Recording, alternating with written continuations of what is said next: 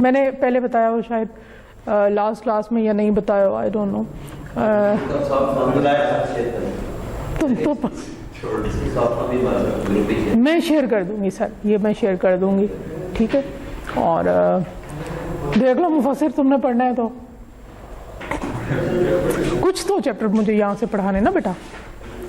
तो कोई न्यू आए हो या पिछली क्लास वाले हैं सारे आप में से? सर आप थे पिछली क्लास में? मुझे याद नहीं है, भूल गई हूँ जी। अभी हाँ आप इलेक्ट्रिकल के लास्ट क्लास में आप थे, पता नहीं। अच्छा ठीक है ठीक है। अच्छा ये बुक है, ये हमारे पास है नहीं, ऑनलाइन अवेलेबल नहीं है, ये खुद बनाई गई है इस तरह से, तो आपको इस तरह करके इसके पेजेस मिलेंगे। ये शेयर भी हो जाएगी, नहीं होगी तो मैं इसके कुछ जितना हम पढ़ेंगे वो क्रॉप करके आप साथ शेयर कर दूँगा, ठीक है, स्प्लिट करके। लास्ट क्लास में हमने एक जो है वो इंट्रोडक्टरी स्लाइड्स पढ़े थे, और वो इंट्रोडक्टरी स्लाइड्स हमारे पास रिन्यूएबल के ही थे। हमने पूरे कोर्स का जो है थोड़ा सा ओवरव्यू देख लिया था।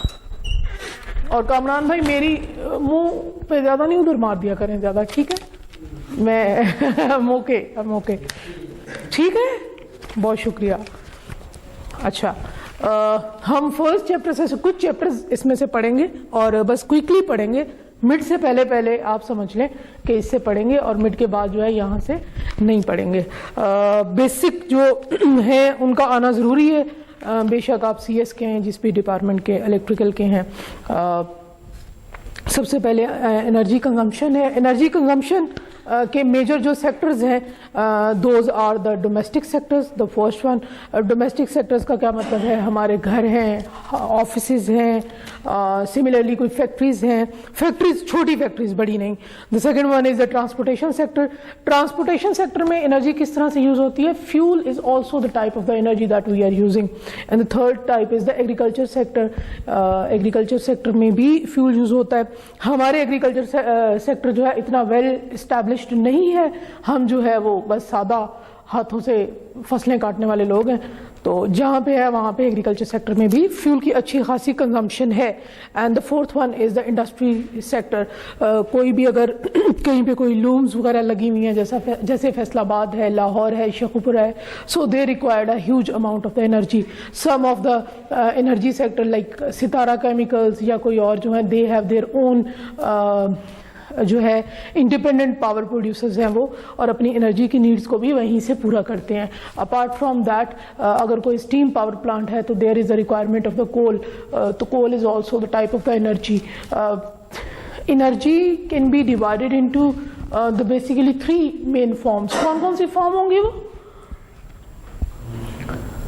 कोई अंदाजा हो कि एनर्जी की कौन कौन सी फॉर्म है? 3 forms. The first one is the mechanical energy, second one is the electrical, and the third type is the कौन सी? थर्मल एनर्जी, ठीक है। 3 टाइप्स हैं, और chemical energy the other form as well, sorry 4 types हैं। ये भी हम 1 by 1 आगे जाके देख रहे हैं। So these are the main sectors जिधर आप एनर्जी को कंज्यूम करते हैं। हम कुछ एनर्जी रिसोर्सेज की क्लासिफिकेशन कर लेंगे, जो कि आपको यहाँ बुक से भी मिल जाएगी, ये हैंडआउट्स भी हैं, इनसे भी मिल जाएगी। कुछ एनर्जी की हम थोड़ी सी क्लासिफिकेशन कर लेते हैं। The first classification is based on the usability of the energy. Different categories हम बना लेंगे, जैसे हम आपकी क्लास की कैटेगरी बना लें कि जी जो हाईएस्ट मार्क्स हैं, एक ये कैटेगरी है। दूसरी कैटेगरी ये बना लें कि जो ज़्यादा बड़े हैं और जो ज़्यादा छोटे हैं, तो ये दूसरी कैटेगरी हो जाएगी। और जैसे तीसरी कैटेगरी हम बना लें कि कौन ज़्यादा प्यारा है और कौन नहीं है। So these all are types of the categories that you can. चीज़ें वही हैं, हमने सिर्फ उनको क्या कर देना है, कैटेगराइज कर देना है different. The first one is based on the usability of the energy. The first one is the primary resources, second one is the intermediate resources, and the third one are the secondary resources. Primary resources जी, वालेकुम अस्सलाम। Primary resources वो हैं जिनको हम direct use करें, कुछ ना करें, जैसे क्रूड ऑयल है, कोल है, विंड है, सोलर है। दीज आर द, कब तक ये प्राइमरी रिसोर्सेज हैं? जब तक हम इनको किसी फॉर्म में चेंज ना कर लें। जब हमने इनको किसी फॉर्म में चेंज कर लिया, those are known as the intermediate resources. और जब हमने इसको अपने यूज के लिए हमने इसको ट्रांसपोर्ट कर दिया एक जगह से दूसरी जगह, जैसे इलेक्ट्रिसिटी है, तो that becomes the secondary resources. तो हम प्राइमरी रिसोर्सेज हो गए। एक टर्म वहां पे आपको नजर आ रही होगी, energy yield ratio. Energy yield ratio that can be defined as हमने कितनी एनर्जी रिसीव की,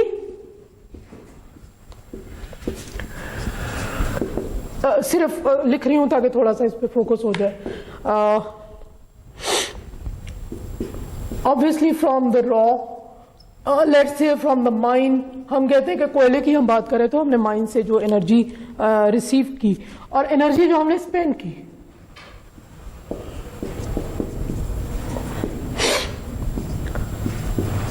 अच्छा, this is known as the yield ratio. हम इसको YR से शो कर लेते हैं। एक तो हमने एनर्जी गेट कर ली, उस एनर्जी को गेट करने के लिए हमें कितनी एनर्जी रिक्वायर्ड है, इन दोनों के अगर रेशो लेंगे तो that is known as the yield ratio. High होनी चाहिए, कम होनी चाहिए? देखिए सामने ज्यादा, yield ratio shall be high. हम कहते हैं कि डिनोमिनेटर कम होना चाहिए। मैं लास्ट क्लास में बताया डिनोमिनेटर न्यूमिनेटर, ये कम क्यों होना चाहिए? क्योंकि हमने एनर्जी स्पेंड की है जो ऑब्टेन के लिए, हम कहते हैं वो कम हो और जो हमें मिल जाए वो क्या हो, ज्यादा हो। तो सिर्फ ऐसे प्राइमरी रिसोर्सेज को ही एक्सप्लोर किया जाता है जिनकी यील्ड रेशो हाई होगी। जिनकी यील्ड रेशो हाई नहीं है उनको हम एक्सप्लोर नहीं करते। अगर वो जेर जमीन है भी तो हम उनको नहीं देखेंगे, उनको छोड़ देंगे। ठीक हो गई बात? अच्छा, इंटरमीडिएट आपको मैंने बता दिया। जैसे हम क्या करें, एग्जाम्पल ले लेते हैं। हमने कोल माइन से निकाल लिया, this is the primary resource. अब कुछ कोल वहां से जलाने के लिए चला जाएगा तो that is the primary use. और दूसरा जो कोल है वो कहीं उसको थोड़ा सा हम ग्राइंड करेंगे, रिफाइन करेंगे और इसको स्टीम पावर प्लांट के पास ले आएंगे। अब जो दूसरे कोल की फॉर्म है जिसको हमने ग्राइंड किया और कहीं से गुजार के प्रोसेस कर लिया, that is known as the intermediate form. अब हमने थर्ड फॉर्म में क्या किया कि उसको यूटिलाइज करके स्टीम जनरेटर का टेम्परेचर बहुत हाई कर लिया। स्टीम जनरेटर क्या चीज होती है आप समझ लें, एक बॉयलर को हम स्टीम जनरेटर कहते हैं। That been able to generate the steam to run the steam turbines. ठीक, हमने स्टीम जनरेटर में वो टेम्परेचर अटेन कर लिया और उस टेम्परेचर को अटेन करने के बाद we are running the steam turbines. जब स्टीम टर्बाइंस चल गई तो then we are able to run the generator, shaft of the generator. Actually generator is a device that is used to convert the mechanical energy to the electrical energy. तो mechanical energy, ये भी mechanical energy है कि जो आप bicycle चलाते हैं, ठीक, you are applying your force. So wherever the force applied, you are producing some torque, that is known as the mechanical energy. उसको हम mechanical energy कहेंगे। ठीक हो गई बात? तो हमने जनरेटर की इनपुट को मैकेनिकल दिया और जनरेटर की आउटपुट से हमें क्या मिल गया, इलेक्ट्रिकल मिल गया। तो जो अब इलेक्ट्रिकल एनर्जी मिली है that is the secondary form. और इसके बाद आगे टर्शरी भी कहते हैं, जब इसको ट्रांसमिशन लाइन से घरों तक पहुंचा दिया गया तो that is the tertiary. So the first one we have actually categorized it on the basis of the usability, the primary use, the intermediate use and the tertiary use. Remember at each step ये जो है ये use हो रही है, utilize हम इसको कर रहे हैं। अच्छा, second one is based on the traditional use. Traditional use क्या है? 1973 से पहले जो कोल, ऑयल और गैस था उसको हम नॉन कन्वेंशनल नहीं कहते थे। Based on the traditional use हमने कन्वेंशनल कहा और दूसरा कौन सा कहा, नॉन कन्वेंशनल। 1973 में क्या हुआ था, कोई अंदाजा? ऑयल क्राइसिस आए थे पूरी दुनिया में, जिससे कि जो उसकी प्राइसेस हैं वो बहुत ज्यादा इंक्रीज हो गई थी। कुछ ही कंट्रीज के पास ऑयल रह गया था और फिर हमने कहा कि नहीं, ये जो ऑयल है इसको हम इलेक्ट्रिसिटी प्रोडक्शन के लिए यूज ना करें बल्कि इसको किसी और काम के लिए, दूसरे यूज के लिए यूज कर लें। So that's why we said non conventional form. So based on the traditional use they are termed as the conventional and non conventional types of the energy. ठीक हो गया? यहां तक कोई एम्बिग्विटी है तो बता दीजिए। आसान सा है, कुछ मुश्किल? इन दोनों की तो कोई सेपरेट एग्जांपल अगर आप एक जी जी conventional ये source हाँ हाँ, ये मैं सॉरी भूल गई. Conventional types of the resources are sorry, हमने उनको कन्वेंशनल कह दिया, मैंने उल्टी डेफिनेशन कर. जो कोल, ऑयल और गैस है उनको हमने कन्वेंशनल कह दिया. And we said the non conventional are the wind, solar and biomass. जो रिन्यूएबल है सर उनको हम नॉन कन्वेंशनल कह देंगे, और जो हम क्रूड ऑयल वगैरह यूज करते हैं उनको हम क्या कह देंगे, कन्वेंशनल. आप इनको रिन्यूएबल, नॉन रिन्यूएबल भी कह सकते हैं. मैंने पहले बताया कि सिर्फ ये कैटेगरीज हमने बनाई हैं और कुछ नहीं. Next comes the based on the long term availability. The one type is the renewable and the second type is the non renewable. Non renewable are जिनको बनने में मिलियन ऑफ ईयर्स चाहिए, और रिन्यूएबल ऐसे हैं कि जो कभी भी एग्जॉस्ट नहीं होते, जो हमेशा अवेलेबल होते हैं.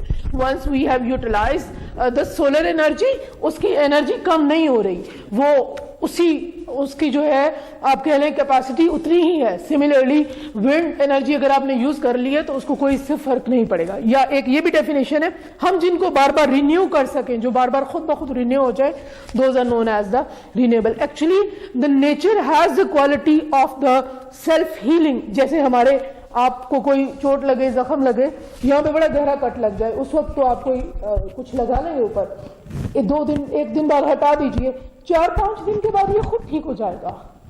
ऐसे ही नेल, किसी का अगर, हम फीमेल्स का ज्यादा कटते हैं, नेल अगर हमारा कभी टूट गया तो हम बस ऊपर बंद कर लेते हैं, बस आता है फिर नेल खुद ही आ जाता है. So that is known as a self healing property. So nature itself has a self healing property, लेकिन हमने नेचर को मतलब इतना ज्यादा इंटरफेयर उसमें कर दिया, इतना ज्यादा उसको गंदा कर दिया है. प्लास्टिक फेंक रहे हैं और उसके बाद धुएं, स्मोक जा रही है हवाओं के अंदर, कि वो उसकी जो नेचर की सेल्फ हीलिंग प्रॉपर्टी है उसको हमने क्या कर दिया, डिस्टर्ब कर दिया. ठीक हो गई बात. So that's why those are known as a non renewable, क्योंकि ये नेचर को डिस्ट्रॉय कर. अच्छा जी,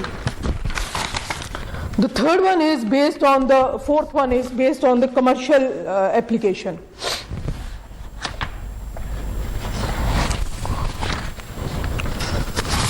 जो इलेक्ट्रिसिटी है, पेट्रोल है, गैस है, those are known as the commercial energy resource. और जो वुड है, एनिमल डंग है या क्रॉप रेजिड्यू है, उनको हम क्या कहेंगे, नॉन कमर्शियल. कमर्शियल हम किसको कह रहे हैं, हर उस रिसोर्स को जो हमने खुद बनाया है, जैसे इलेक्ट्रिसिटी है, डीजल है, पेट्रोल है, गैस है, ये हमने रिफाइंड फॉर्म्स निकाली हैं इसकी. और जो वैसे ही जैसे आप क्या करें कि शुगर केन जो है उसको काटें, गन्ने को काटें तो उसका रेजिड्यू है, वुड है.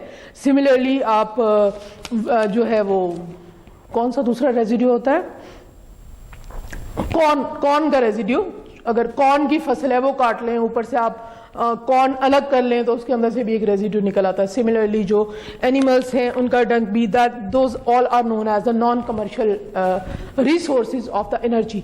बेस्ड ऑन द ओरिजिन कि कोई चीज हम कहाँ से ले रहे हैं, उसका नाम वही रख दिया. The first one is the fossil fuel. हम फॉसिल फ्यूल जो है वो हमने उनका नाम रख दिया कि जो मिलियन ऑफ ईयर्स के बाद बने, those are known as the fossil fuel. This is the definition of the fossil fuels, right. Are those which pollute the environment are known as the fossil fuels. The second type is the nuclear energy, because the it is originating from the fission reaction in the reactor. ठीक, ये reactor के अंदर एक reaction होता है जिसको हम कहते हैं fission reaction. There are 2 reactions for the nuclear energy production. One is the fission and the second one is the fusion. Fission is nothing but the splitting of the uranium into the multiples.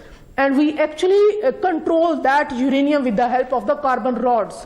Carbon rods लगा के, क्योंकि uranium की ये है कि एक 2 में होगा, 2 4 में, and then it to 4 into 4 that goes to 16, and then 16 into 16 that go on multiply. तो हमें इसको थोड़ा कंट्रोल करना है. अगर हम कंट्रोल नहीं करेंगे तो ये ब्लास्ट हो जाएगा. उसके लिए कार्बन रॉड्स हम यूज करते हैं जो कि ग्रेफाइट की बनी हुई होती हैं, कुछ यूरेनियम को वो स्प्रेस कर लेती हैं.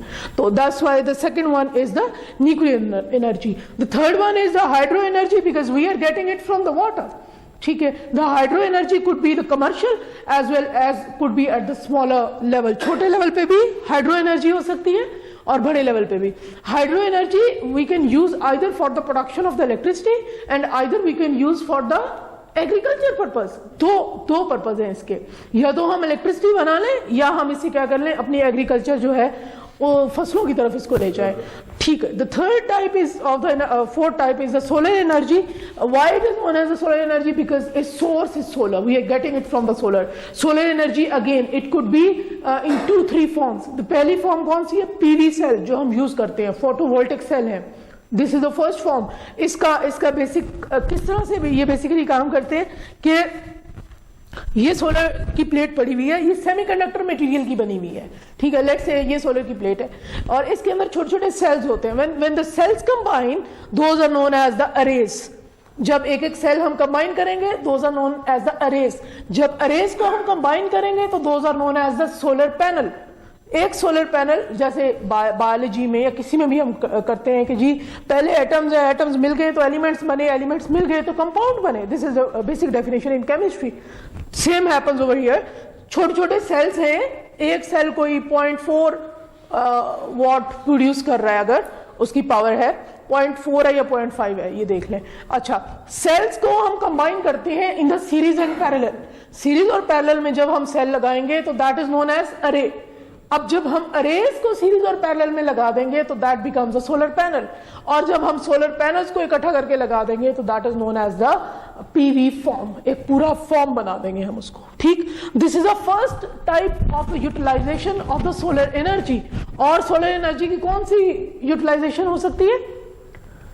We can, ये हमने इलेक्ट्रिसिटी पर्पस के लिए यूज किया। The second could be the thermal purpose. Thermal purpose that to attain the heat, to get the heat, so that we as well can make the kitchens out of the solar concentrator।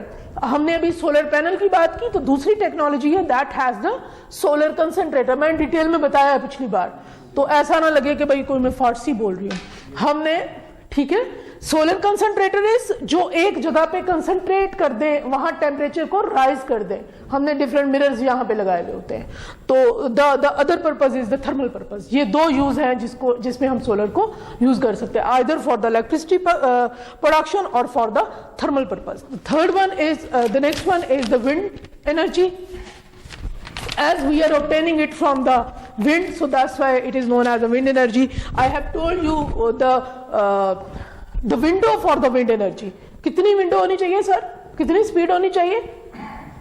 5 से 20। हाँ जी, it shall be the minimum speed is known as is the 5 meter per second and the highest is 25 meter per second। और जैसे जैसे आप height पे जाते जाएंगे तो ये विंड स्पीड इंक्रीज होती जाएगी।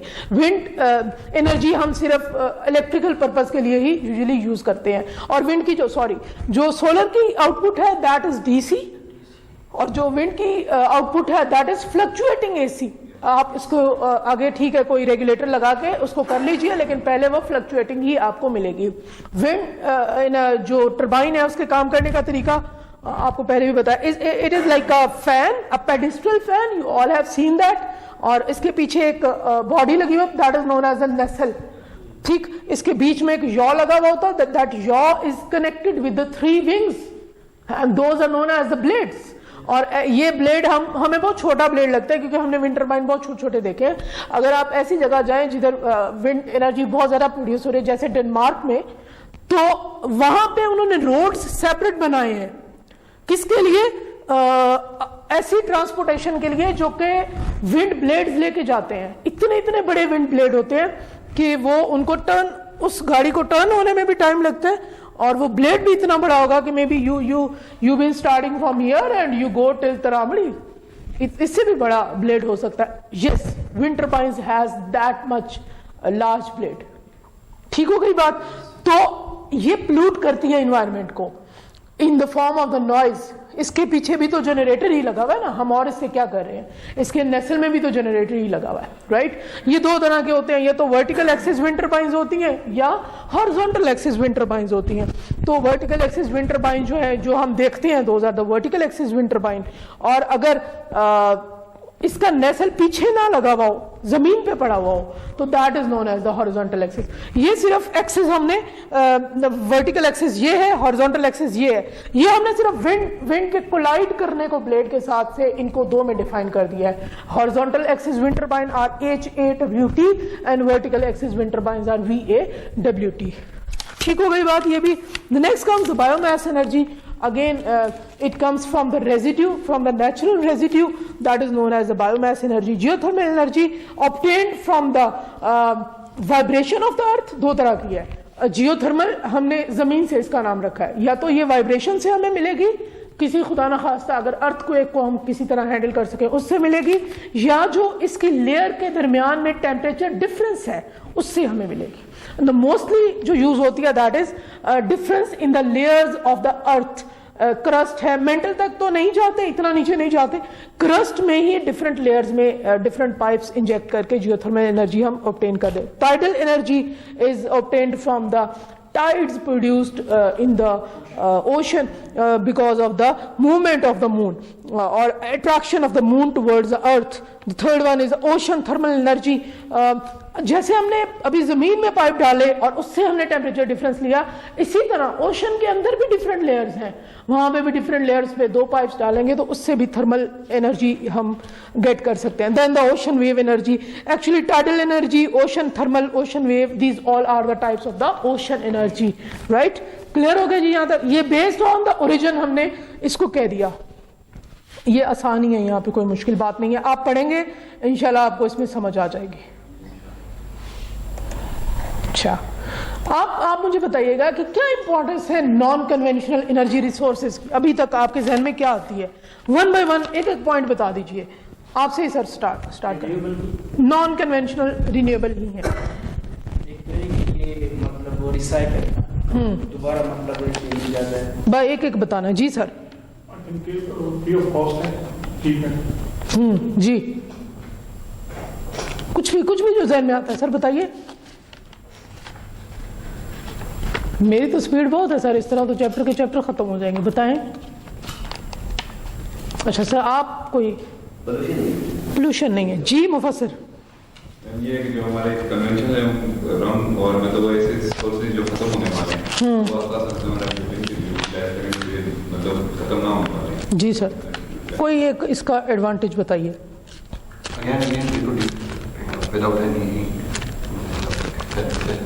जी जीशान.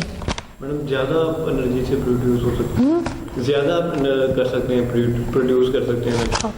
इसका एक नुकसान भी है, वो एक नुकसान अगर किसी को पता हो तो वो बताइएगा. इसके बहुत सारे फायदे, all of you said very right. जो सबसे बड़ा इसका नुकसान है that it is variable. It's one, लेकिन वेरिएबल को मैं प्रेडिक्ट कर सकती हूँ. कोई एल्गोरिदम लगाएं, अगर हमने विंड का डाटा लेना है तो मेट्रोलॉजी डिपार्टमेंट के पास जाएं, कुछ ना कुछ तो पता ही चलेगा. इस्लामाबाद में जो हवाएं चलती हैं वो चलती हैं, जो बहावलपुर में सूरज चमकता है वो चमकता है. दैट हम उसको तो क्या कह सकते हैं, ऐसे ही है. दूसरी बात यह है कि it is available in excess in the nature. To harness, to get the energy is very difficult. उसको वहां से लेना, गेट करना, जितनी हमें चाहिए उतनी उसको बनाना, यूजफुल बनाना. बेशक इसमें रिफाइनमेंट नहीं जरूरत आपको, ठीक है, बेशक आपने कोयले की तरह साफ नहीं करना, ऑयल की तरह उसको प्योर नहीं करना, या लिक्विफाइड नेचुरल गैस नहीं बनानी. मतलब गैस अगर निकल आई है तो उसको लिक्विफाई नहीं करना, हमने कुछ नहीं करना. फिर भी जो अमाउंट हमें चाहिए उसमें इसको कन्वर्ट करने के लिए जो टेक्नोलॉजी अवेलेबल हमें चाहिए that is very much advanced. और इसको हम जितना मर्जी इसको प्रेडिक्ट करके कांस्टेंट करने की कोशिश करें, ये फिर भी क्या है, वेरिएबल है. That is the biggest disadvantage of the renewable energy. Coal अगर 400 टन पड़ा है तो वो पड़ा है, हम उसको यूज कर सकते हैं. लेकिन अगर आप ये चाहें कि मेरा पूरा स्टीम पावर प्लांट, मेरे सारे जेनिकोस जो हैं वो सोलर कंसंट्रेटर पे चले, और वो फिर ऐसा नहीं हो सकता. Right? So the best solution, what we will be able to get at the end of the course, that the best solution is to utilize the hybrid type of the generation. हम जिसमें renewable भी use करेंगे और non renewable भी use करेंगे. Clear हो गया? So there is only one disadvantage and that is to harness the renewable energy resources is quite tough and it requires a very good technology. और जिनके पास technology है वो भी ये बात कहते हैं, हमारे पास तो नहीं है. तो दैट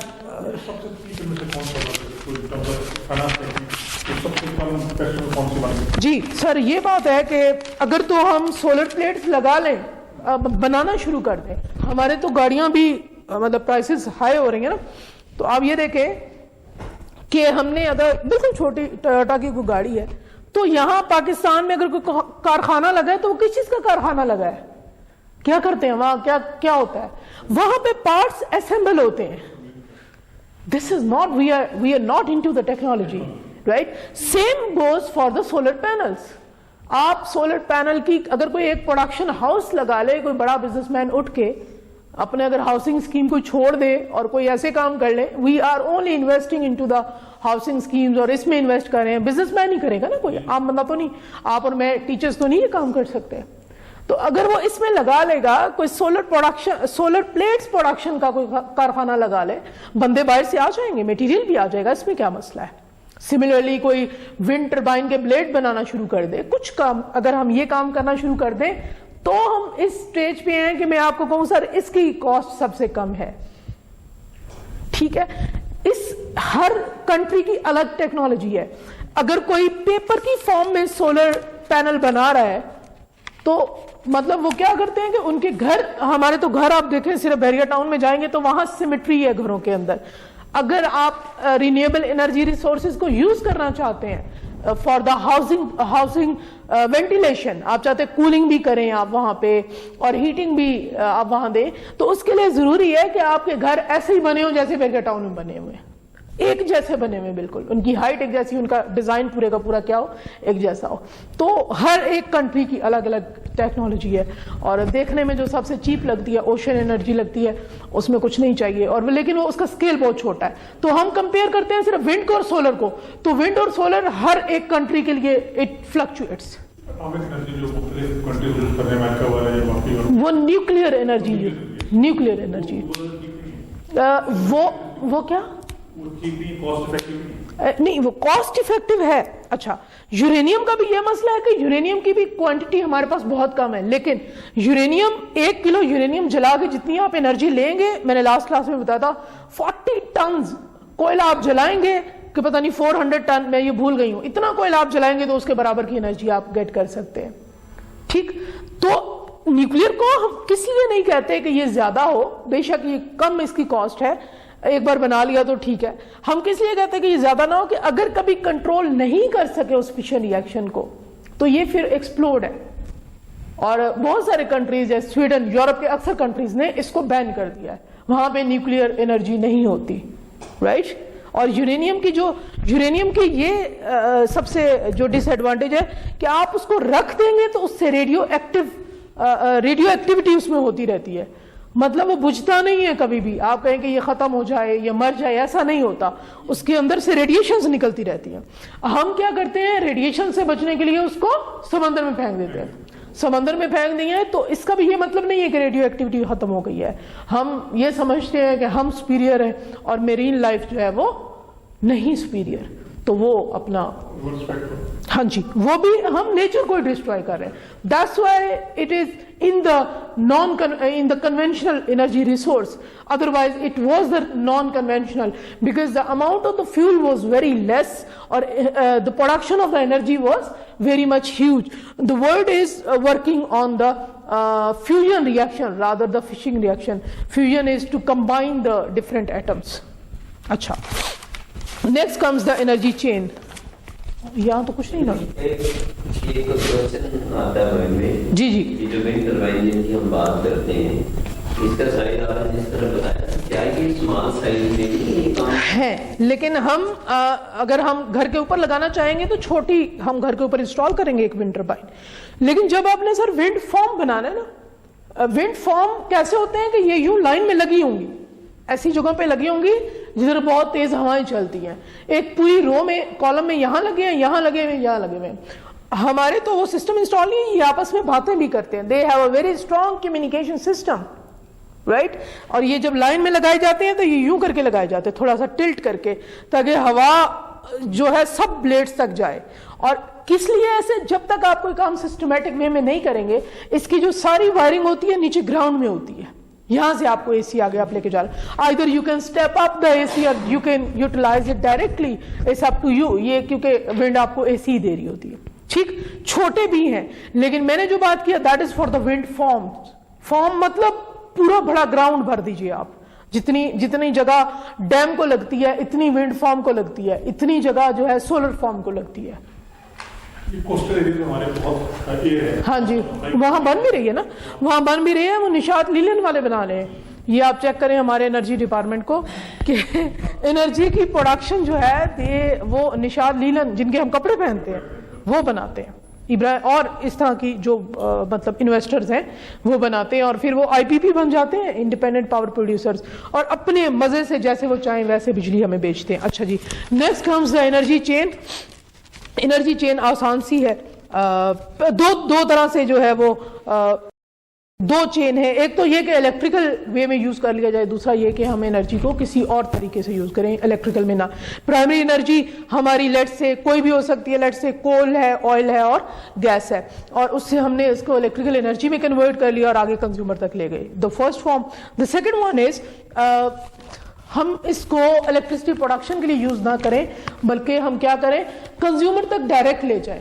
आपने कभी सोचा हो कि पेट्रोल आप तक कैसे पहुंचता है? जी, टैंकरों से, शिप्स के जरिए आता है। हाँ जी, पहले शिप्स के जरिए आता है, और हमारे तो पाइपलाइंस नहीं है। पेट्रोल की तो अच्छी बड़ी पाइपलाइंस भी होती हैं, उनसे भी आ सकता है हमारे, लेकिन शिप्स के जरिए आता है। अगर हमारे ज़रूरत हो तो हमारे तो प्लेन के जरिए भी आता है, कार्गो प्लेन्स भी हैं, ठीक है। तो उसका एक खास टेम्परेचर प्रेशर हमने मेंटेन करना होता है, और फिर आगे उसको सेकेंडरी एनर्जी है ये फ्यूल। प्राइमरी एनर्जी को पहले सेकेंडरी, जैसे लिक्विफाइड नेचुरल गैस है, gas is the primary energy. अब आपने इसको अब आपने ईरान से कहो पाकिस्तान अगर लेके आनी है, सॉरी गलत बोल रही हूँ, किसी भी और इलाके से आपने पाकिस्तान में लेके आनी है जिसके बीच में एक समंदर आता है, तो आप शिप बनाएंगे। शिप्स कैसे बनाएंगे? जिसके अंदर आप इसको कंप्रेस करके उस टेम्परेचर प्रेशर के ऊपर मेंटेन कर सकते हैं। आप पहले इसको लिक्विफाइड करेंगे, एलएनजी, सीएनजी, ये फॉर्म्स ऑफ गैसेस हैं। हम इसको अपने मुताबिक उसको क्या कर रहे हैं, चेंज कर रहे हैं। जब हम इनको चेंज कर लेंगे और फिर आगे उसके फर्दर जो है वो यूज कर सकते हैं। That is the other chain of the energy. Common form of the energy नीचे लिखे हुए, मैंने आपको बता भी दिया, दोबारा बता देते हैं। The first form of the energy is the mechanical energy in which the force is involve, that is known as the mechanical energy. Electrical energy, it is known as the top grade form of the energy. Form होती है ना, grade होते हैं उनके, तो ये this is the top grade form electrical energy, ठीक है। ये हाँ, वो कहते हैं कि इसलिए टॉप ग्रेड है कि पूरी दुनिया में 30 से 40% जो एनर्जी है वो इलेक्ट्रिकल ही यूज की जाती है। हमारा मेन यूज जो एनर्जी का है वो कौन सा है? इलेक्ट्रिकल एनर्जी, ठीक। The third form of the energy is thermal energy. Thermal is for the use of the heating purpose. इसके भी ग्रेड्स हैं।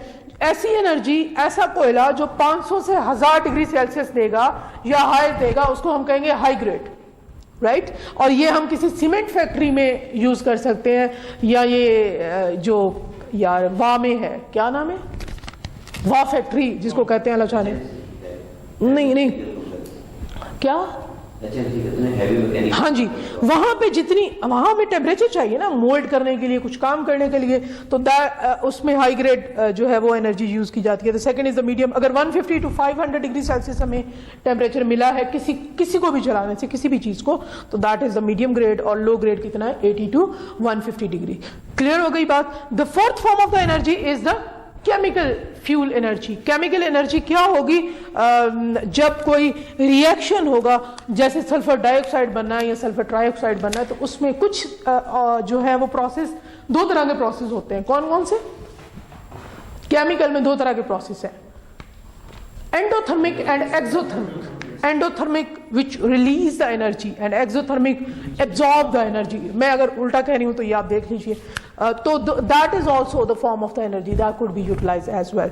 क्लियर हो गई बात। फ्यूल सेल्स के अंदर solar batteries, they are working on the phenomena of the chemical energy. They are having a anode, a cathode and an electrolyte. So हमने anode ऐसे किसी मेटल के बना दिए, कैथोड भी बना दिया और बीच में इलेक्ट्रोलाइट भी बना दिया। तो ये क्या होता है, आपको भी पता है कि आयनाइजेशन होती है एक तरफ, और वो फिर इलेक्ट्रॉन फ्री हो जाते हैं और वो दूसरी तरफ जाते हैं वहां पे डिपॉजिट होने के लिए। So this is the way the how the chemical cell work. Clear हो गया यहां तक सर?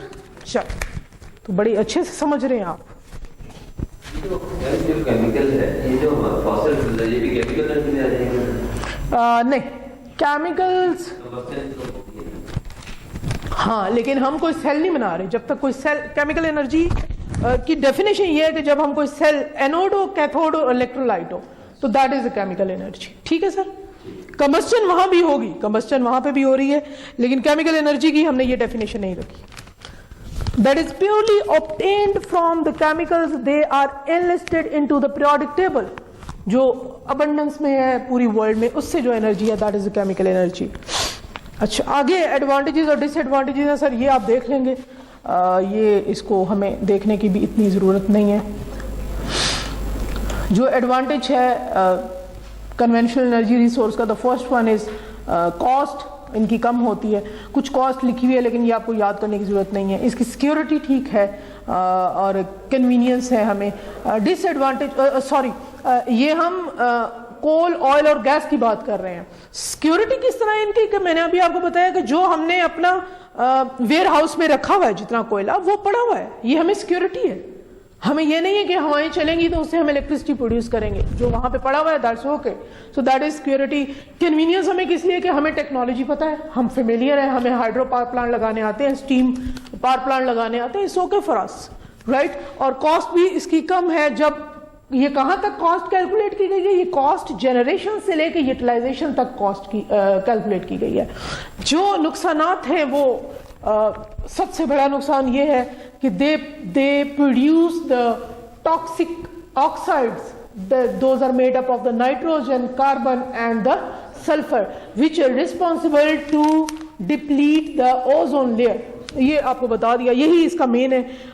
बस आगे को हर एक का उसने अलग अलग करके लिखा है, आप पढ़ेंगे तो ये you will go through it, there is no problem. Features देख लीजिए नॉन कन्वेंशनल एनर्जी रिसोर्सेज के, जिस तरह हमने कन्वेंशनल की बात की इसी तरह नॉन कन्वेंशनल भी, उसके भी डिसएडवांटेजेस में आप देखें सामने आपके। सबसे बड़ी डिसएडवांटेज, फर्स्ट वन एडवांटेजेस मैं नहीं पढ़ूंगी, फर्स्ट में, लेकिन general the energy is available in the dilute form from these sources. Dilute मतलब कि हमें पता नहीं है कि आगे इसके साथ अभी क्या करना है, बिल्कुल प्योर फॉर्म में, ठीक है। Second is through available freely in the nature, the cost of harnessing the energy is high. हमें जो इसको गेट करना है, जो एक स्टेबिलिटी इसमें लानी है, वो एक जो बीच में मैकेनिज्म लगाना है ना, वो बहुत मुश्किल है। सोलर से आगे आप चाहते हैं कि आप जनरेटर लगा लें, आप इलेक्ट्रिसिटी प्रोड्यूस कर लें। कितनी आप चाहते हैं? आप चाहते हैं हमारी जनरेशन कितनी है सर? मैं लास्ट क्लास में बताया था, हाँ मुफस्सिर, जनरेशन कितनी है, ट्रांसमिशन कितनी है? चलो 500 केवी, 500 केवी इज 500,000 वोल्ट्स। ये सोलर से अगर आप चाहें, ये आप कहां से, हाइड्रल से कर रहे हैं, स्टीम से कर रहे हैं, न्यूक्लियर से भी कर सकते हैं। इनसे 500,000 लेके जाना मुश्किल नहीं है, ये हम बना रहे हैं। सोलर से आप चाहें कि आप 500,000 बना लें तो that required so much technological inverter जो है ही नहीं हमारे पास। डीसी को पहले एसी में कन्वर्ट तो करें, so that technology is the missing part. ठीक हो गई बात? सोलर का मसला ये है कि ये that gives you the DC, so first of all you have to convert that DC into AC. हमारी सारी ट्रांसमिशन एसी में है, आप पहले एसी में कन्वर्ट करें, उसको स्टेप अप करें, फिर आगे दोबारा डीसी में करें, फिर ले जाएं। सो दैट इज अ ह्यूज। तो इसलिए अब जो हमारा फाइनल बात होगी वो ये है कि these renewable energy resources, they are well and good when they are being used as the microgrids only or the distributed grid energy resources. The microgrids are the very small grids that can be, we can design them for one building, we can design them for one street, we can design them for one whole district. Right, so the idea is के micro grid लगा लिए जाए renewable से, इसके against के, और उसमें बड़ा फायदा है, ट्रांसमिशन करनी नहीं पड़ेगी, सारा कंडक्टर आपका बच जाएगा। जो आप 100 ऑफ किलोमीटर तरबेला से यहां ला रहे हैं या मंगला से इधर ला रहे हैं, so they are huge lines, huge conductor. तो बस इसका एंड वाली जो बात है, जो हम एंड पे जाके पढ़ेंगे, लेकिन वो है that is the micro grid, कि छोटे छोटे ग्रिड लगा दिए जाए, या डिस्ट्रीब्यूटेड एनर्जी रिसोर्सेज को बना दे। यहाँ हमारा हाइड्रल भी लगा हुआ है और इसके साथ हम क्या करें, सोलर भी लगा लें, लेकिन जिधर हाइड्रल लगा होगा उधर विंड ही लगेगा, सोलर कम ही लगेगा। वहां पे हाइड्रल हम पहले हम हाइड्रल जैसे मंगला बनाए तो ये तो पर्पसफुली बनाया गया, ये तो इलाका खाली करवाया गया और इसके अंदर कहा गया कि जी एक डैम बनाए, और वो डैम कैसे भरता है? उधर कोई लेक है, कोई दरिया है, कुछ नहीं है, नेचुरली फिल होता है वो, ठीक है। तो वैसे अब जो बन रहे हैं, जो रन ऑफ रिवर है, रन ऑफ रिवर मतलब बहते हुए दरिया के ऊपर अगर आप बना दें कुछ, कोई डैम बना दें, तो वहां पे साथ विंड हम एज अ रिन्यूएबल भी लगा सकते हैं। आप run of river type dam बनाएं और साथ में विंड भी इंस्टॉल कर दें, तो that is known as the distributed energy generation. ठीक हो गई बात? अच्छा जी। सर मैंने greenhouse gas, greenhouse effect last time बता दिया था। ग्रीन हाउस इफेक्ट यही है कि आप जैसे नर्सरीज बनी हुई होती हैं बाहर, अगर आप कहीं पे भी चले जाएं तो वहां पे ना आपको एक एनवेलप नजर आएगा, उस एनवेलप के अंदर एक स्पेसिफिक अमाउंट ऑफ लाइट होती है और एक स्पेसिफिक टेम्परेचर और प्रेशर तो नहीं, एक स्पेसिफिक टेम्परेचर वहां पे मेंटेन कर लिया जाता है। और इस वजह से आप, हमारे तो नहीं लेकिन अक्सर कंट्रीज में आम खाने के लिए हम गर्मियों का इंतजार करते हैं, मैं तो करती हूँ, बाकी मुझे नहीं पता। तो अगर ग्रीन हाउस इफेक्ट है तो आप आम की प्रोडक्शन जो है वो सर्दियों में भी कर सकते हैं और किसी टाइम पे भी आप कोई भी फ्रूट और कोई भी वेजी खा सकते हैं, right. So same goes for the, यहां पे ये नुकसानदेह है ग्रीन हाउस इफेक्ट। यहां पे हमारा पहले ही एक एनवेलप है, एटमॉस्फेयर का एनवेलप है, उस एनवेलप को हम और ज्यादा भरते जा रहे हैं। We are very protected in the greenhouse, हम इसके अंदर बहुत खुश हैं, ठीक है। हमारे तक जो डैमेज रेज हैं, जो हमें डैमेज करें, वो नहीं पहुंच रहे, हम इस हाउस के अंदर खुश हैं। लेकिन हमने इसको इतना पोल्यूट कर दिया है कि ये जो लेयर है हमारी, ये टूटने लगी है। So that is known as a greenhouse, right? We are actually increasing the entropy of the earth. मैंने पिछली क्लास में एक्सप्लेन बड़ी अच्छे से किया था। The entropy is when there is a piston cylinder assembly. Piston cylinder जो common है कि सिलेंडर है, उसके अंदर कुछ आपने फिल कर दिया, कोई गैस, और ऊपर एक पिस्टन है। अब अगर आप इस पिस्टन के नीचे आपने आग जला दिया बाय यूजिंग अ बर्नर, इसका टेम्परेचर इंक्रीज करता जाएगा ये सिलेंडर का, और ये पिस्टन बाहर को आएगा, ठीक है। आप अगर इस हीट को टाइमली बंद नहीं करेंगे, ये इस टेम्परेचर को खत्म नहीं करेंगे, तो at the end of the day ये पिस्टन जो है इस सिलेंडर से बाहर निकल जाएगा और फिर ये एक्सप्लोड हो जाएगा। This same goes for the atmosphere. We are increasing the temperature of the earth, और we are increasing the entropy, और we are depleting the ozone layer. और जिसकी वजह ये भी हो रही है, हमारा ग्रीन हाउस देखें कितना बड़ा है, it has all the mountains, it has all the seas, it has all the glaciers. आपने कहीं से सुना होगा ग्लेशियर्स पहले से ज्यादा पिघलना शुरू हो गए हैं। ये साल अच्छा है कि we are getting good winters, लेकिन इससे पीछे आप देखेंगे क्या आपको अच्छे विंटर्स मिले? बिल्कुल भी नहीं मिले। So that was the effect of the global warming. That is a very very good advantage of the, corona ने बड़ा नुकसान किया, हर तरफ किया, बट द ओनली एडवांटेज जो हमें नजर आता है that the global warming has been reduced. सुकून से बैठे अंदर लोग। मैं तो चाहती हूं 10 साल बैठ जाए ताकि जो हमने हाल इस जमीन का किया हुआ है ये थोड़ी सी हील कर जाए। अगर ये कोई ह्यूमन प्लांट है तो this is a very good idea, सही बात है। और आप कोई फैक्ट्स एंड फिगर देखें, आप पता चलेगा कि ग्लोबल वार्मिंग पहले से बहुत कम है। हमारे जो है एटमॉस्फेयर अच्छा हो गया है, हमारे सर्दियां अच्छी आती हैं। पहले हम सर्दियां अच्छी लंबी सर्दियां देखा करते थे, पता चलता है 2 महीने, 1 दिसंबर तक आती नहीं है, जनवरी में आके जनवरी के एंड पे खत्म। This is all we have. तो ठीक है, चलिए आगे देखें। सर अल्लाह माफ करे, मगरिब का टाइम हो गया है, देखें जरा। तो अजान की आवाज क्यों नहीं अंदर आई कामरान भाई? जी इधर नहीं आई, ये तो बड़ा, मेरा तो मुताबिक कितने पे होती है मुफस्सिर अजान?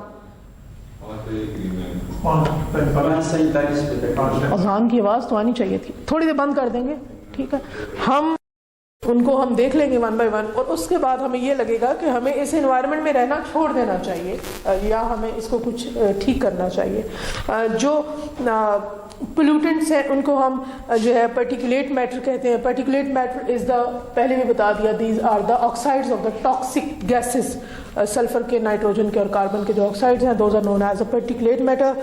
क्या करेंगे ये? They will reduce the sunlight, they will reduce the visibility. हम पूरा दिन ऑफिस बैठे रहते हैं, थोड़ा सा उठ के बाहर आते हैं तो जो सनलाइट है वो हमें इतनी अच्छी नहीं लगती, थोड़ा बुरा लग रही होती है। और अगर आप सनलाइट में बैठ के पढ़ने की कोशिश करें, कोई बुक ओपन कर लें, वैसे तो हमने किताबों से जान छुड़वा ली, हम नहीं किताबें पढ़ते कभी भी, लेकिन अगर हम किताब खोल के बैठ के पढ़ें तो हम नहीं पढ़ सकते, हमारी आंखें जो है उसको इतनी जल्दी एक्सेप्ट नहीं करती। तो it reduces the visibility। अगर ये 100 microgram per cubic metre, this is a yearly average, तो ये आपको सांस के मसाइल भी हो सकते हैं इससे। ये ओवरऑल पार्टिकुलेट मैटर की बात हो रही है। अगर 300 microgram is very small amount per cubic metre है, जो उससे आपके again it will go to the bronchi और इन्फ्लेमेशन हो सकती है, ठीक है। और द एनुअल एवरेज जो परमिसिबल लिमिट है that is 75 microgram per cubic metre. This is for all the particulate matter, सबके लिए है।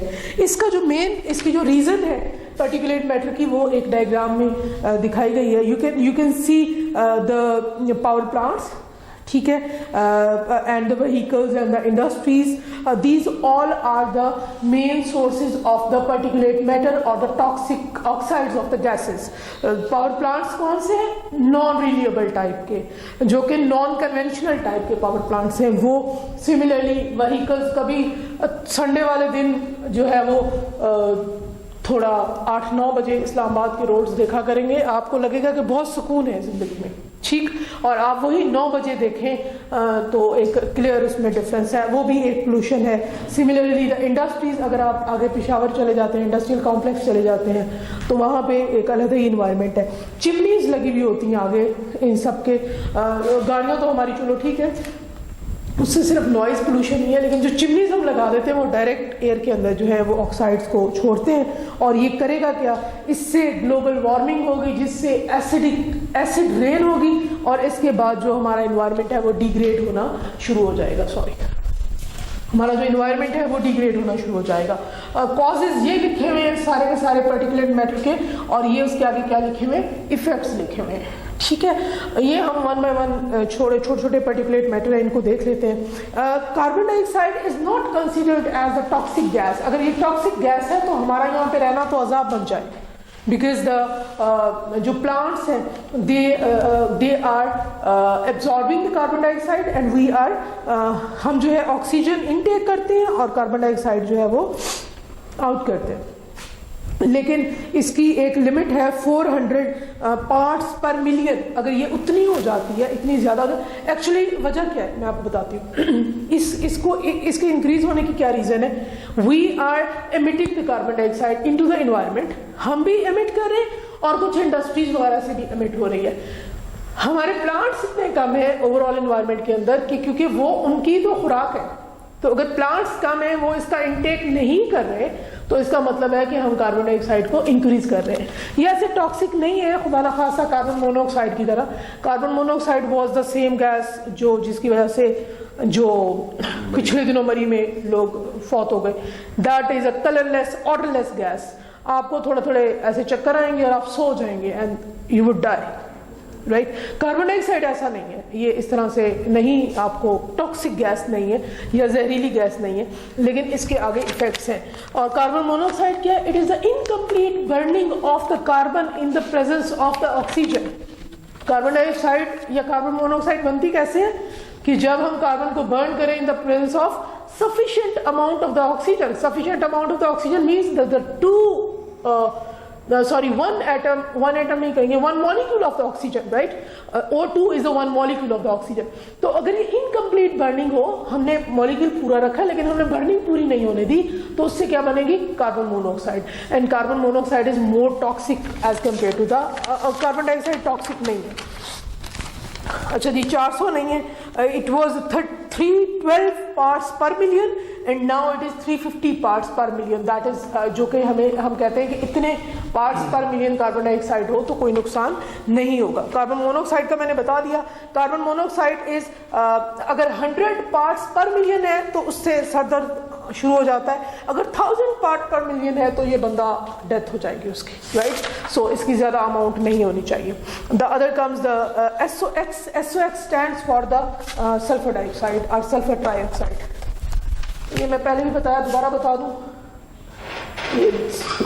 इसको हम स्मॉल x से शो करते हैं, आइदर N2O2, N2O, NO3, ये सारे के सारे जो हैं इनके ऑक्साइड्स हैं।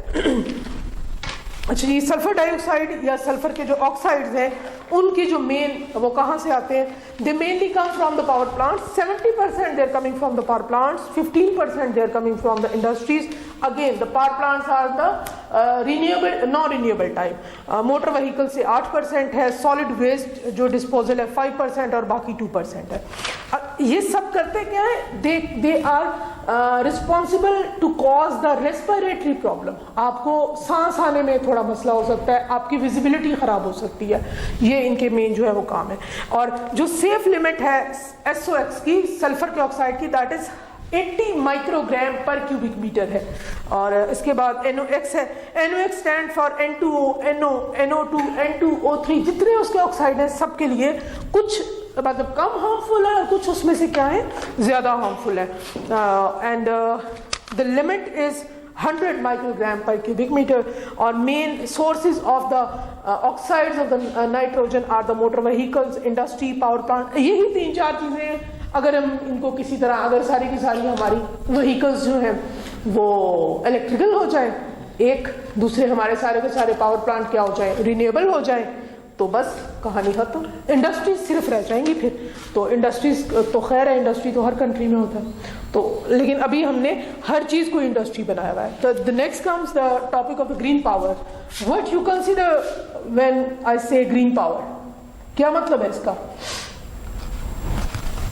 the resources which are considered as the environmental friendly, non-polluting, and therefore may provide a remedy to the systematic effect of the certain form of the pollution and the global warming। जो माहौल दोस्त हों, आपके लिए भी अच्छे हों, environment के लिए भी अच्छे हों, उनको हम क्या कहेंगे? That power is known as the green power.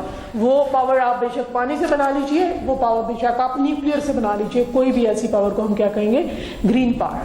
अच्छा, इसके बाद ये हो गया खत्म। इधर एक दूसरे पेजेस पर अच्छा मेरे पास है, थोड़ा सा मुश्किल है ये, बिल्कुल आसान था, थोड़ा सा मुश्किल पड़ेगा। ये बीच में जो टॉपिक नहीं पढ़ा तो वो उसको स्किप कीजिए, वो कुछ नहीं है, ठीक है। We have to go through the basic concept of the thermodynamics for the sake of the power plants। बिल्कुल बेसिक कॉन्सेप्ट्स हम पढ़ रहे हैं, इसके अलावा कुछ नहीं है। अप्लाइड थर्मोडायनेमिक्स को जो है मुफस्सिर हमें बताएंगे कि ये क्या होती है। जी, अप्लाइड थर्मोडायनेमिक्स हमने लॉज वगैरह पढ़े थे। लॉज तो पढ़े थे। बेसिक में the relationship between the heat, work and properties of a system in the equilibrium is known as thermodynamics। हम जो चीजें अभी पढ़ रहे हैं वो यही है। हीट की प्रोडक्शन है जो कि एंट्रोपी को इंक्रीज कर रही है, वर्क डन है जो हमारे मशीन्स कर रही हैं या हम मशीन के ऊपर कर रहे हैं, और एक सिस्टम की प्रॉपर्टीज हैं। इनको अगर हम देखेंगे तो that would be the thermodynamics. Thermodynamics के 2 लॉज बेसिक हैं, इसके अलावा 0th लॉ भी है और 3rd लॉ भी है, ठीक है, लेकिन will go through the 2 laws. The first law क्या है कि क्या है फर्स्ट लॉ?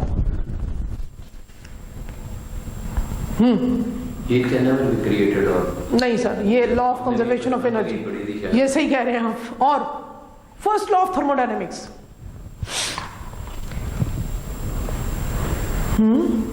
को पता हो, when you are supplying a heat, right, when you are supplying a certain amount of the heat, that let's say the heat is represented by Q, हम कहते हैं इसको हम Q से शो करें। when a heat is supplied to a system, that heat would appear as the work done plus the change in the internal energy of the system। Actually मैंने उल्टा बोल दिया। When a heat is supplied to the system, that heat, let's say energy, when energy is supplied to the system, that appears in the 2 forms। The first, the internal energy of the system would change, I mean the molecules of the जो उसके अंदर molecules हैं, they will collide with themselves, they will collide with the walls of the container, वो एक अच्छी energy gain कर लेंगे, that is known as the internal energy of the system, and the work would be done by the system on the environment। ठीक हो गई बात? मैं यहाँ पे इसको लिखूंगी जो मैंने अभी बोला है। It is nothing but the When we supply a heat to a system, it would appear as the change in internal energy plus the work done.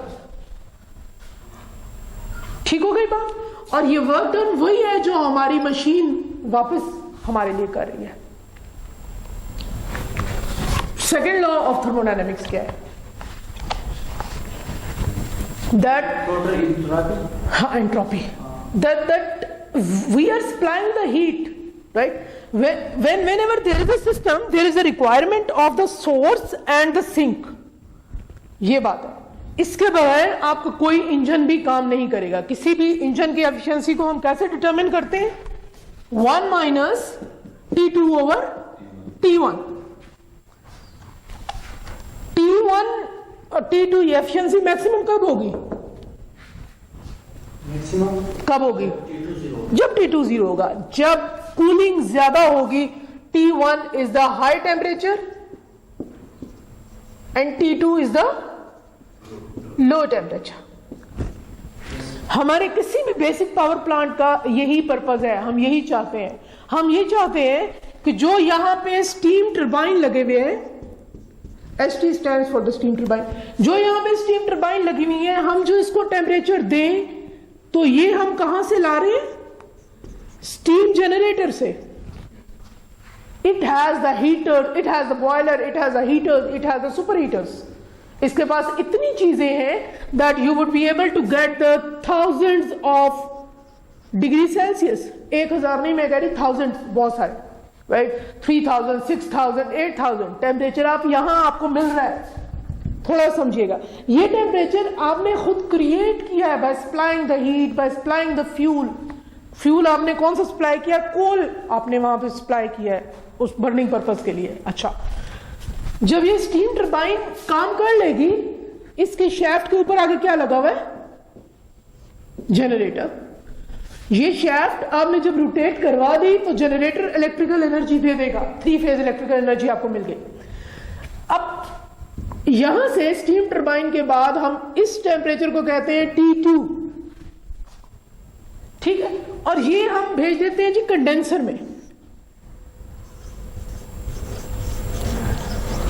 इसके अंदर जो हीट होगी स्टीम के अंदर, उसको ये एब्जॉर्ब कर लेगा और टेम्परेचर को क्या कर देगा? कम कर देगा. टेम्परेचर को कम किया जाता है और दोबारा ज्यादा किया जाता है और फिर वापस यही प्रोसीजर होता है. इसको कम करने की, और यहां पे आगे इधर जाएं तो कूलिंग टावर्स भी लगे हुए होंगे. कूलिंग टावर्स भी धुएं जो है वो बाहर फेंक रहे होंगे. वहां पे पानी होगा. पानी जो है वो एनर्जी को, हीट को क्या कर लेगा? एक्सचेंज कर देगा और इसके टेम्परेचर को क्या करेगा? ड्रॉप कर देगा. Why we are dropping the temperature? So that we can make T2 very less.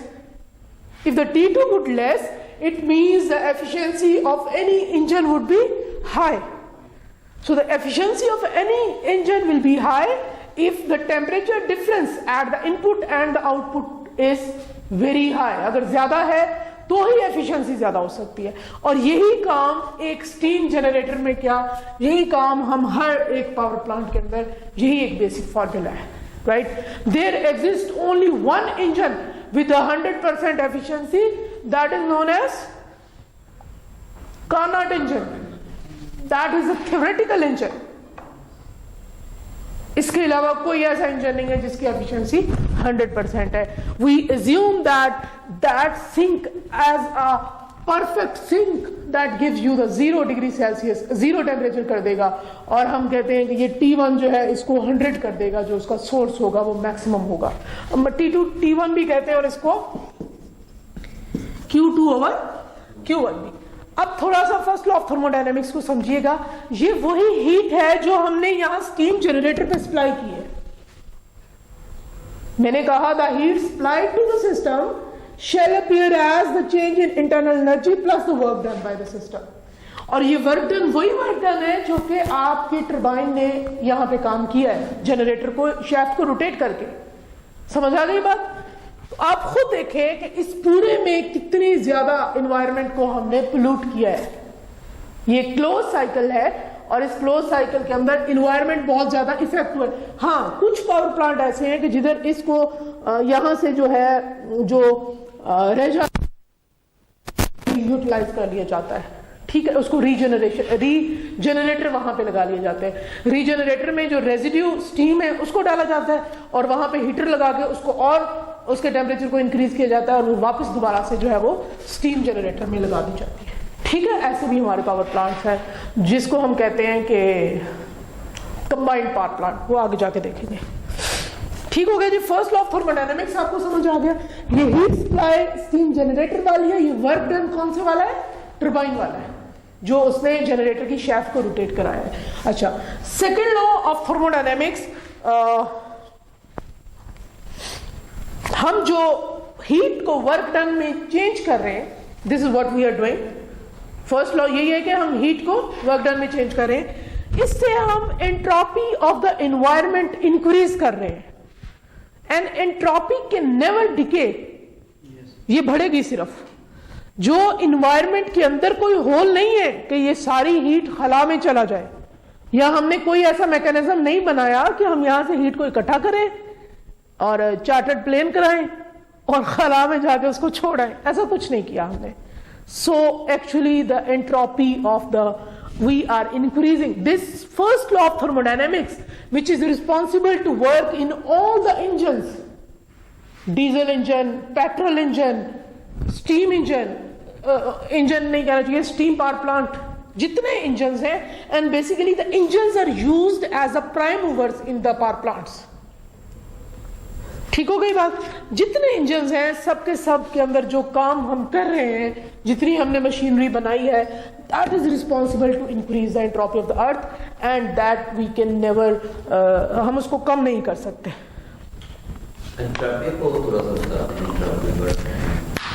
Entropy is basically the disorder with the nature, a disorder in the environment, और हमने डिसऑर्डर का नाम हीट रख दिया। यहाँ पे जो हम इन्वायरमेंट के अंदर पोल्यूशन छोड़ रहे हैं उसका नाम हमने एंट्रोपी रख दिया।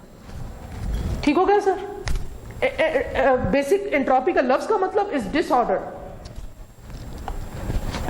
अच्छा, कुछ बेसिक टर्म्स हैं, वो वन बाय वन जल्दी से थोड़ा देखेंगे हम। System is the finite quantity of matter, और एक रीजन हो, जैसे ये रूम है तो इसका सिस्टम, ये जो लैपटॉप है इसका सिस्टम। सिमिलरली बाउंड्री, सिस्टम को हमें डिफाइन करना है तो उसके लिए हमें एक बाउंड्री को भी डिफाइन करना होगा। द एक्चुअल और द, दो तरह की बाउंड्री हो सकती है, एक एक्चुअल बाउंड्री जैसे इस रूम की बाउंड्री है, और एक हाइपोथेटिकल बाउंड्री जैसे कायद-ए-आज़म यूनिवर्सिटी की बाउंड्री है।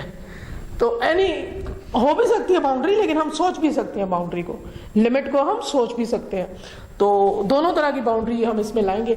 बाउंड्री फ्लेक्सिबल भी हो सकती है और नॉन फ्लेक्सिबल भी हो सकती है। In case if volume is increasing and decreasing, that means the boundary is flexible, और if it is any solid तो फिर उसमें बाउंड्री जो है वो क्या हो जाएगी? फिक्स्ड हो जाएगी। तो जो यूजुअली फ्लेक्सिबल बाउंड्रीज होती हैं, they can exchange the energy as well, वो एनर्जी को एक्सचेंज भी कर सकती हैं। अच्छा जी, close system, the boundary of the system अगर हम डिफाइन कर लेंगे, यहां से स्टार्ट हुई और बस इसको मैंने सिस्टम बना लिया, जैसे मैंने इस रूम को सिस्टम बना लिया, तो इससे close system, right. With respect to the university it's open system. तो ये हमारी बाउंड्री डिफाइन करती है कि either it is a closed और it's a open system. Isolated system, ऐसा सिस्टम जिसमें कोई एनर्जी जो है, ना ही कोई एनर्जी और ना ही कोई मैटर किसी दूसरे सिस्टम के साथ एक्सचेंज करे, उसको हम कहेंगे आइसोलेटेड सिस्टम। और अगर वो एक्सचेंज कर ले तो that would be non isolated. Adiabatic system कैसे सिस्टम होते हैं? जिसमें कोई हीट एक्सचेंज ना हो, हीट एक्सचेंज और Q इज इक्वल टू 0। ठीक हो गया। Next comes the isothermal process. Isothermal process या सिस्टम वो सिस्टम है जी, आइसोलेटेड और एडियाबैटिक एक जैसी चीज नहीं, उसमें भी ऐसा नहीं, एडियाबैटिक यही कर रहे हैं, हीट एक्सचेंज नहीं कर रहा। एडियाबैटिक में हीट एक्सचेंज नहीं करता। एक मैं बताने लगी हूँ। असल में ये जो हम एडियाबैटिक और आइसोथर्मल पढ़ते हैं ना, जैसे हम कार्नोट, ये एक स्पेसिफिक स्टेप के लिए मैं बात कर रही हूँ, पूरे सिस्टम के लिए हम बात नहीं करते। ये जैसे आपको मैं बताऊं कि टरबाइन है, स्टीम जनरेटर है, हम कहते हैं स्टीम जनरेटर को हीट सप्लाई करनी है, तो ये जो स्टीम जनरेटर वाला सिस्टम है ये कभी एडियाबैटिक नहीं हो सकता। क्यों एडियाबैटिक नहीं हो सकता? क्योंकि हम इसमें हीट सप्लाई कर रहे हैं, राइट। हम आगे एक ऐसा सिस्टम, हम कहते हैं कि ये जो यहाँ आगे टरबाइन लगाई हुई है ये नॉन एडियाबैटिक है। नॉन एडियाबैटिक क्यों है? क्योंकि ये कोई हीट बाहर एनवायरनमेंट के साथ एक्सचेंज नहीं कर रहा। तो ये हम एक स्पेसिफिक प्रोसेस के लिए इसको डिफाइन। सिस्टम आइसोलेट होने का मतलब है ये सिस्टम आइसोलेटेड नहीं है, जैसे ये स्टीम जनरेटर टरबाइन से आइसोलेट नहीं है। आइसोलेटेड सिस्टम बिल्कुल अलग सिस्टम, और ये जो बाकी प्रोसेस है एडियाबैटिक है या आइसोथर्मल है, ये दो स्टेट्स के बीच में है, राइट। अगर मैं एक PQ डायग्राम यहाँ पे, एक मिनट मैं थोड़ा एक्सप्लेन करती हूँ। सर अप्लाइड थर्मोडायनेमिक्स तो मैंने 8 बार पढ़ा है। अच्छा जी, जो स्टीम पावर प्लांट के अंदर बेसिक साइकिल है that is known as the Rankine cycle. तो चलो हम कार्नोट साइकिल से स्टार्ट कर लेते हैं। दो तरह की डायग्राम होती है, एक को हम कहते हैं TS डायग्राम और एक को हम कहते हैं PV diagram, pressure volume diagram या temperature entropy diagram. TS diagrams are more familiar rather PV diagram, ठीक है, क्योंकि एंट्रोपी में हम ज्यादा इंटरेस्टेड है। लेट्स एज्यूम कोई भी साइकिल है और उसके हमने ये डायग्राम बना ली, ये हमने स्टेट्स रख ली। ये मैंने कहा 1 to 2 एंट्रोपी कांस्टेंट है। आपके सामने जो डायग्राम बनी हुई है इसको मैंने कहा हुआ है 1 to 2 जो है वो एंट्रोपी कांस्टेंट है। एंट्रोपी कांस्टेंट का मतलब ये है कि हम एनवायरनमेंट में कोई हीट इंजेक्ट नहीं कर रहे, ठीक हो गई बात। 2 to 3 में ये कह रही हूं कि ये टेम्परेचर, मैं सिर्फ ये कह रही हूं कि टेम्परेचर कांस्टेंट है। अगर टेम्परेचर कांस्टेंट है it means it's an isothermal process, right. और अगर हीट एक्सचेंज नहीं की, ये जो प्रोसेस है यहां से यहां तक, that is known as adiabatic. अब यहां से यहां टेम्परेचर कांस्टेंट रखना है, हीट इनटेक भी कर सकते हैं और हीट को इजेक्ट भी कर सकते हैं। यहां पे टेम्परेचर कांस्टेंट का बिल्कुल मतलब नहीं है, इसका सिर्फ ये मतलब है कि मुझे यहां पे 1000 डिग्री सेल्सियस चाहिए। So for that purpose I can inject the heat as well I can remove the heat। तो वहां गारंटी नहीं है कि ये एडियाबैटिक है या नहीं है। क्लियर हो गया। वहां सिर्फ जो प्रोसेस होगा that is known as the isothermal. हम कोई एक स्टेट को कांस्टेंट रखते हैं, उस स्टेट की बेस पे हम उस प्रोसेस का नाम रख लेते हैं। जैसे क्या नाम, जो वॉल्यूम कांस्टेंट है उसका क्या नाम था, मुझे भूल गया। ऐसे ही जैसे हम प्रेशर कांस्टेंट रखते हैं आइसोबैरिक, अगर प्रेशर कांस्टेंट रखे तो उस प्रोसेस को कहेंगे आइसोबैरिक। अगर वॉल्यूम कांस्टेंट रखे उसको कहेंगे आइसोकोरिक। अगर टेम्परेचर कांस्टेंट रखे उसको कहेंगे आइसोथर्मल। अगर कोई हीट एक्सचेंज नहीं हुई उसको कहेंगे एडियाबैटिक। और अगर एंट्रोपी कांस्टेंट रखेंगे तो उसको हम कहेंगे isentropic. So these all are the, मैं लिख देती हूँ ताकि ये आगे आपके लिए। अगर तो टेम्परेचर कांस्टेंट है सर तो दिस इज आइसोथर्मल। अगर कोई हीट एक्सचेंज 0 है जी, अच्छा ये एक्सपेंशन भी हो सकती है और कंप्रेशन भी हो सकती है, ये भी याद रखें। कोई भी प्रोसेस आइदर वे में हो सकता है। तो ये है adiabatic. If it is pressure constant it would be isobaric. If it is volume constant is isochoric.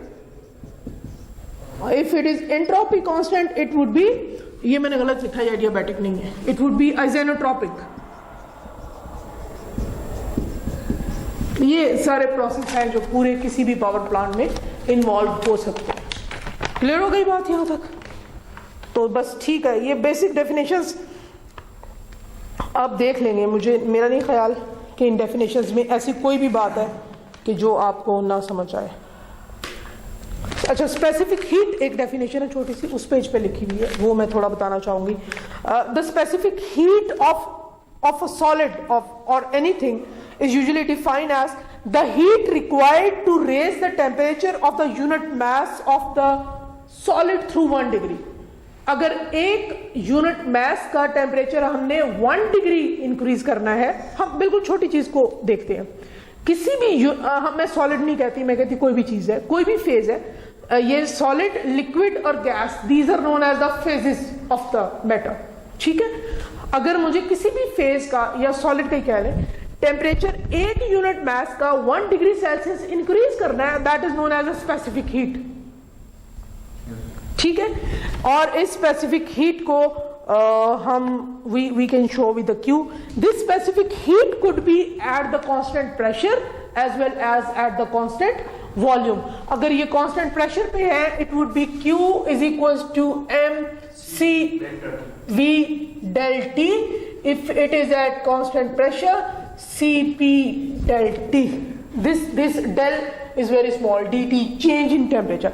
This is known as the molar specific constant for the constant pressure, and this is the molar specific constant for the constant volume. तो ये heat जो required है unit mass को 1 degree Celsius rise करने के लिए, that is known as the specific heat. is quite easy, इसमें कुछ नहीं है ऐसा. यूनिट स्टैंडर्ड यूनिट होगा या व्हाटएवर Joule.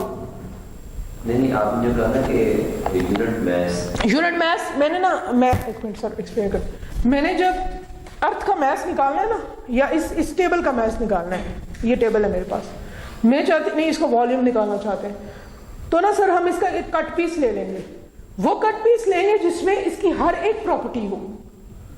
अर्थ है, आपको क्या लगता है कि अर्थ का मैस कैसे निकाल लिया हमने? उसका एक छोटा पोर्शन लेके उसके बाद उसकी पूरी इंटीग्रेशन हमने की, ठीक हो गई बात. सो this is how it works. हम छोटा यूनिट लेते हैं और उसको फिर लार्जर स्केल पे जितना आप चाहें वहां तक लिमिट लगा के उसको इंटीग्रेट करके वो वैल्यू हम फाइंड आउट कर लेते हैं.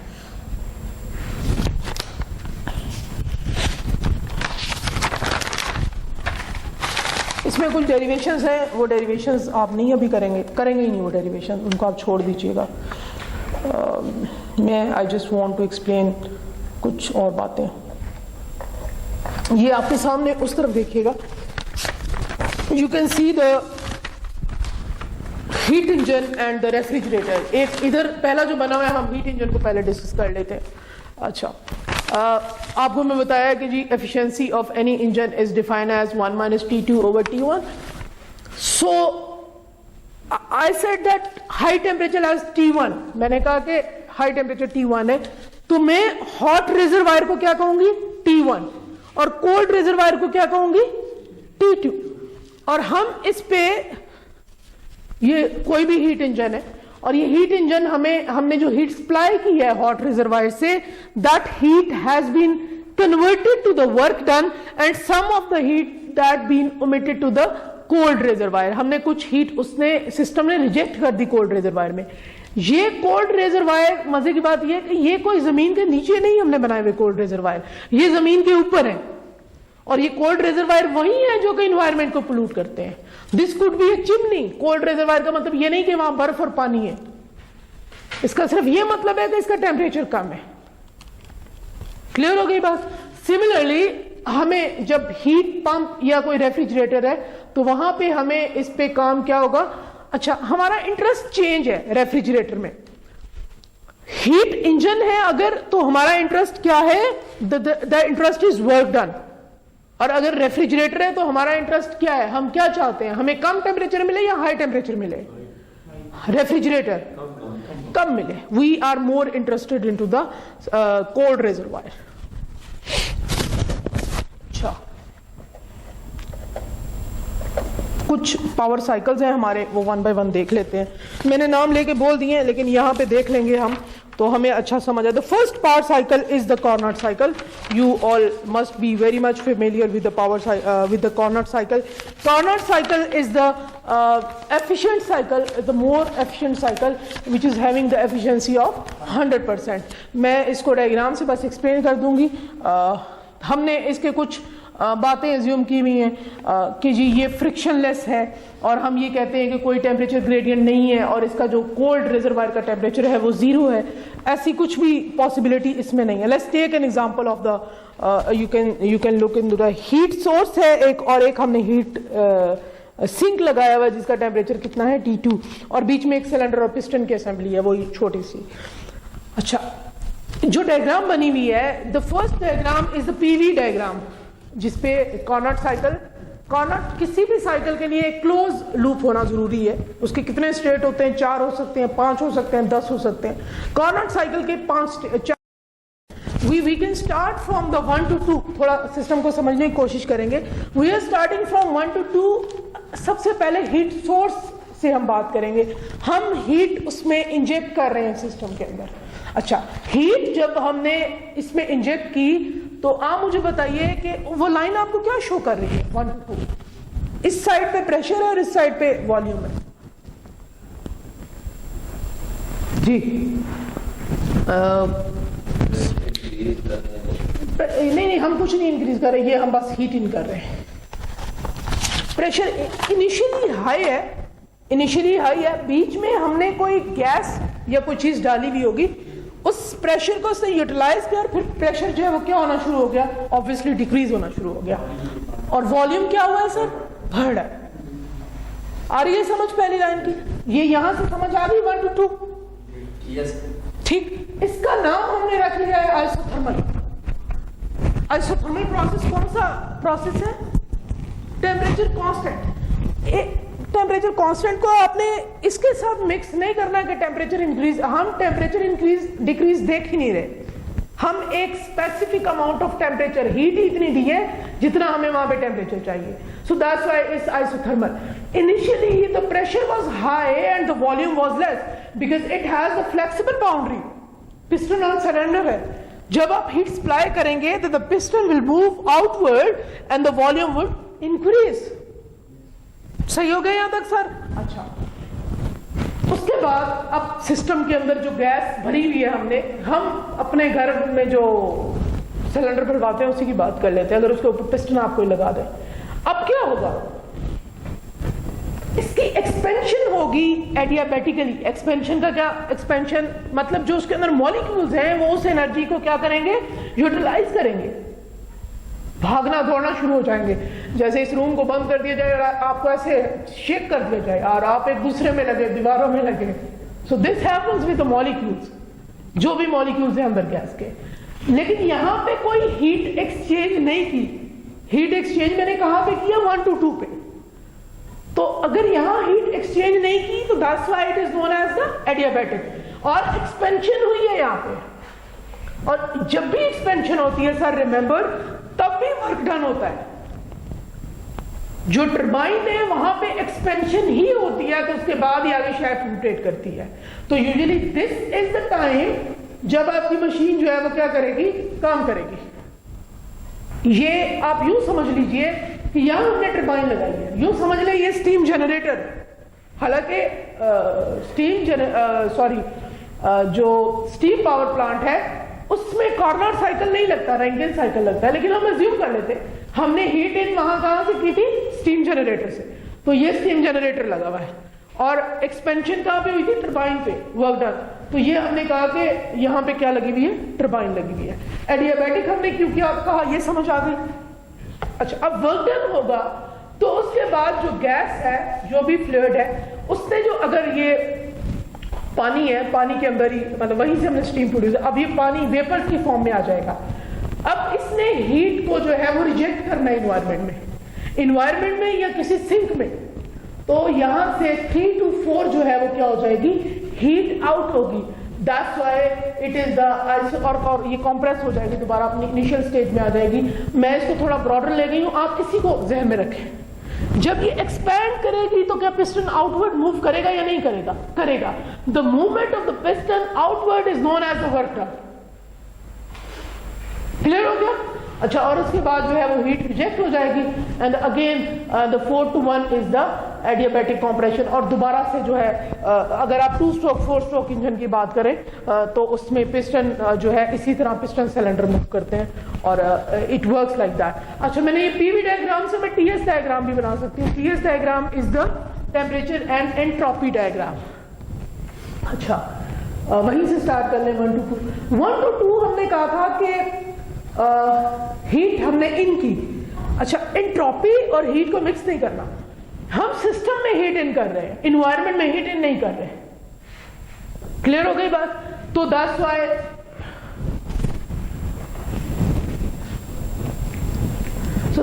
We said that this is the constant entropy यहां पे होगी। क्लियर हो गया? And similarly this is the adiabatic नहीं सॉरी कांस्टेंट हीट हम इन कर रहे हैं लेकिन टेम्परेचर कांस्टेंट है उसी तरह से, तो हम यहाँ पे टेम्परेचर कांस्टेंट की एक स्ट्रेट लाइन लगा देंगे। यहाँ पे कोई हीट ना एनवायरनमेंट को दे रहे हैं ना वहां से ले रहे हैं, तो हम कहेंगे कि एंट्रोपी कांस्टेंट एक स्ट्रेट लाइन लगा देंगे। फिर यहाँ पे टेम्परेचर आउट हुआ है तो एक स्ट्रेट लेकिन एक ही टेम्परेचर होगा हमारे पास, उसको हम स्ट्रेट लाइन, तो TS diagram are more easy to draw as compare to the PV diagram. और जो किसी भी इंजन की एफिशिएंसी है, किसी भी साइकिल की efficiency, that is the area enclosed between the lines between the in the cycle. Cycle के अंदर जो एरिया है, जो enclosed area, that is actually the efficiency of the cycle, and this Carnot cycle has the 100% efficiency. कोई भी cycle देखेंगे आप तो इस तरह का आपको नहीं लगेगा। दिस इज एक्चुअली ये डायग्राम जो आपको नजर आ रही है, this is the diagram for the steam power plant. हम क्या करते हैं, हम मॉडिफिकेशन करते हैं कॉर्नर। हमने कार्नट साइकिल को बेस बना लिया, हमने जैसे 0 को बेस बना लिया, हमने कार्नट साइकिल को कहा कि इसकी एफिशिएंसी 100% है, हमने इसको बेस बना लिया। इसी तरह हमने हम कहते हैं कि कार्नट साइकिल से हम स्टार्ट करते हैं। ये this is the boiler Q1, sorry अच्छा चलो यहां से स्टार्ट कर ले। 1 to 2 वर्क डन होगा, टरबाइन आगे शैफ्ट को रोटेट कराएगी, ठीक है।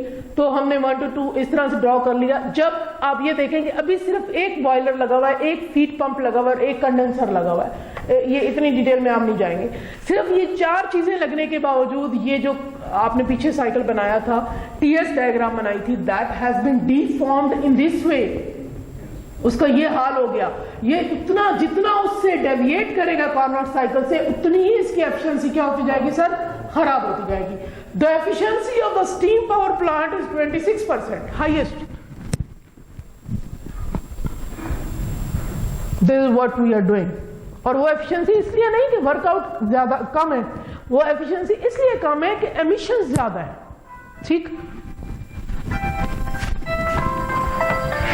मुझे 2 मिनट करेंगे। साइकिल हमने बेस ये बनाया है, बाकी सारे साइकिल किसी का एरिया में आपको बड़ा लग रहा है, लेकिन कोई भी साइकिल इससे बाहर नहीं निकलेगा, उससे डेविएट करेगा। Other cycle is the Brayton cycle, Brayton cycle is the constant pressure cycle, is the और भी साइकिल्स है।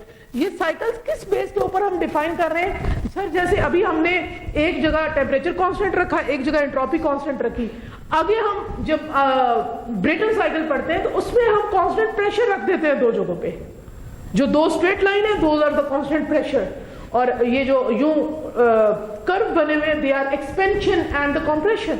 एक्सपेंशन और कंप्रेशन में आपको पता है वॉल्यूम और प्रेशर जो है वो उनकी कर्व इसी तरह बनेगी। So that is the Brayton cycle. आगे देखें, इसमें हमने कांस्टेंट प्रेशर रखा, आगे स्ट्रेलिंग साइकिल है, उसमें हमने वॉल्यूम को क्या कर दिया, कांस्टेंट रख दिया। You can see that the only purpose is that the highest efficiency is of the Carnot cycle, ठीक है। ये जितना मैंने पढ़ाया है सर, आपने इसको इतना ही पढ़ना है। ये मुझे पता चले कि इंग्लिश याद कर रहे हैं, कोई कुछ कर रहे हैं, कोई कुछ कर रहे हैं, ऐसा कुछ नहीं करेंगे, ठीक है। बाकी आउट ऑफ स्कोप है, जो आपको बात बस पता होनी चाहिए वो पता है। आप तो बिल्कुल पूरी क्लास जो है ना ठीक है कामरान भाई, पूरी क्लास